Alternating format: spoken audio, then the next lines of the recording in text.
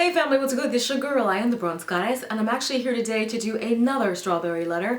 I did not anticipate being back so soon with another strawberry letter. In case you guys missed it, I did 5 strawberry letters in 5 days, and I thought I was going to take a little break, but I just received this letter about an hour ago, and oh my gosh, it broke my heart. I had to come in here and do this video. I was like, forget my schedule, forget that I just did 5 in a row. I have to do this letter. So yeah, so be sure to thumbs up if you guys enjoy these types of videos from me. And if you missed the 5 videos from last week, be sure to hit that playlist up. I'll be sure to link my latest strawberry letter on the screen right now and also below so you guys can check it out. Without any further ado, let's get started with today's video. Let's go get them. Hey BG, thank you so much for your videos. They help a lot. However, as I can see, most of them are about love relationships, and my question is a little bit different. I'm a newborn Christian, 20. In January 2017, I decided to give my life to Christ and started studying God's Word. Since then, God has revealed to me many things, and one of the things revealed recently, the one that I've been trying to hide for almost all my life, is that I was abused at the age of 6 by a person I thought was my friend. She was 2 years older than me, and it happened in my own house. My mom was in the kitchen at the moment, and we were in the bedroom. Suddenly, my friend told me to lay down, so I did, and she grabbed my hands and started kissing me on the lips. It felt so wrong, and I was scared. I wanted to scream, but it was like my voice was stolen from me. I asked her in a whisper, "What are you doing?" She stopped and told me not to tell anybody, so I did not. I felt ashamed to tell my mom about it, but after that, my friend started bullying me. Even though this was not something serious like rape, I just now realize how hard it's affected me. I've never told anybody about this because I feel so dirty, and I'm afraid that people's attitude toward me will change. I'm a good girl in the eyes of my parents and my family. They are very strict and traditional, I would say. Sometimes I feel like if I tell them the truth, they're going to lose their minds and hate me. I think this way because they've never accepted me the way that I am. They do not accept me when I make mistakes or my own decisions.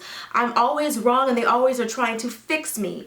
I'm always not good enough, and I'm so tired of feeling this way. When God revealed this to me, it was one of the hardest nights of my life ever. I've been crying the whole night and had a terrible headache and shivers. I couldn't even breathe. I felt like vomiting. I thought I was going to die that night. I grabbed my Bible and opened it up to 2 Corinthians chapter 4, verse 9, and just started reading it out loud till I fell asleep.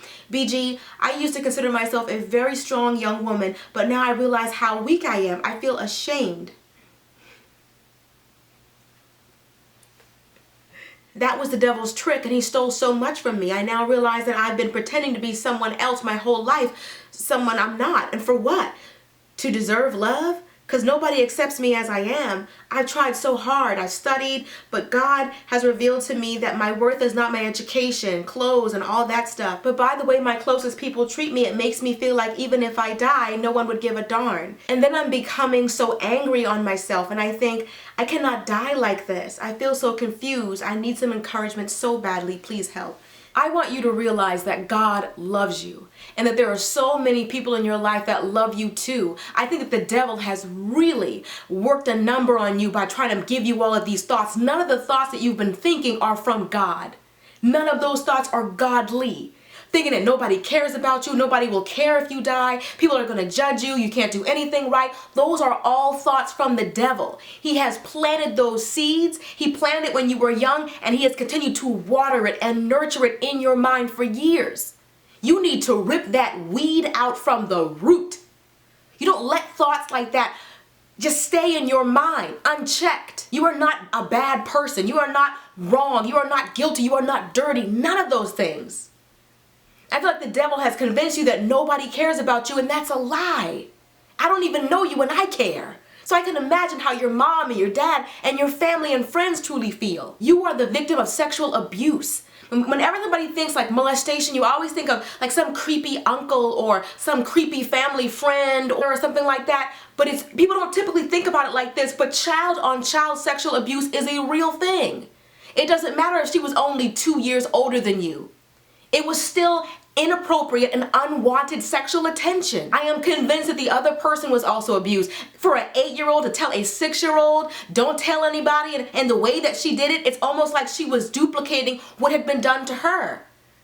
And even though she is wrong for how she's handling it, by choosing to lash out and for the victim to become the victimizer, it's so wrong, but I think that if this person is still in your life, I think you should go to the police and get a restraining order. That person should not be allowed to continue to victimize you.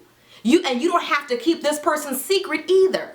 The fact that you sat on all this information for 14 years, this happened when you were 6 and you are now 20. You have to tell someone that you trust, someone that believes in you, someone that actually loves you. You need to tell someone. Keeping this secret is eating you up. You say that you're going to church, you're talking about how you became a Christian, talk to your pastor, your minister. Talk to someone, a therapist, a counselor at your school. There has to be someone that you can trust with something like this, but you don't have to keep it a secret. You did nothing wrong, but you have to get it out. You have to get those feelings out. You got to talk through this. This is the definition of anxiety. You're worried about things that haven't even happened yet. You're just assuming that your parents won't believe you. You're assuming that all these things are going to happen. You haven't even seen if that's true. I suggest that you pray about it and ask God to give you the words to say and how to say it, to tell your parents, to tell them what happened, to explain to them that this has been bothering you for years. And I know that they're going to go through different emotions. They're going to go through denial. They may go through grief. They may go through anger. And it may be hard for them to believe that as much as they tried to protect you, there was one thing they couldn't protect you from. You are loved. People will care if you die. When I read those words, I had to come in here and make your video because I don't want you to give up. You're 20 years old. Despite this tragedy, you still have the rest of your life ahead of you. You're far too young to give up on life. There's so much that God has to do in you and through you. You never know, you can even help people with your story by shining a light on this issue that's not often talked about. Although I truly believe in my heart the other girl was also a victim of sexual abuse, that doesn't absolve her of her role in any of this.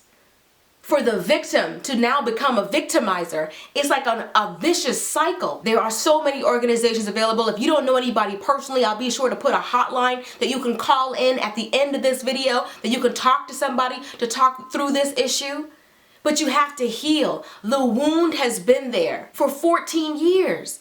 And you said it's affecting your life. You haven't worked through this issue. As you see, it's like a ripple effect. It's affected how you see yourself, how you feel like other people see you, your relationship with your parents, and eventually your relationship with your mate if it goes unchecked. This is your time. That happened to you when you were a child. Now you're a grown woman. Now you have to take charge. Now you have to protect yourself. If this person is still in your life, you need to remove them. You don't need the constant reminder of the wrong that was done to you. I am so sorry that something like this happened to you. To have your innocence stolen at such a tender age of 6 years old. I have a 6-year-old. So it breaks my heart that you had to keep this secret for so long and you've let it make you feel unworthy. You let it make you feel dirty. You are none of those things. You are amazing, fearfully, and marvelously made. The devil's been after you for a long time, trying to steal your joy and trying to steal your voice. Don't let him. Don't let him. Don't let him silence you. Don't let him take your life before you had a chance to really fully live it. To rob you of a good, amazing life despite the situation that happened to you. You are strong. You are victorious. You know, I heard Bishop Jake say this a long time ago that a robber never attempts to rob a homeless person because it feels that they don't have anything to steal. There is something in you that the devil's been after. And if he can get through, and I feel like all of this was to rob you of that, to try to stop you, try to silence you at such a young age. Don't let the devil rob you of the gift God has within you.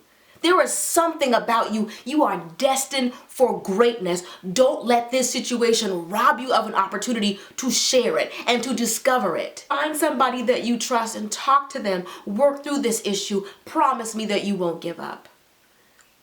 I'll make you a deal right now. I won't give up on you if you won't give up on yourself.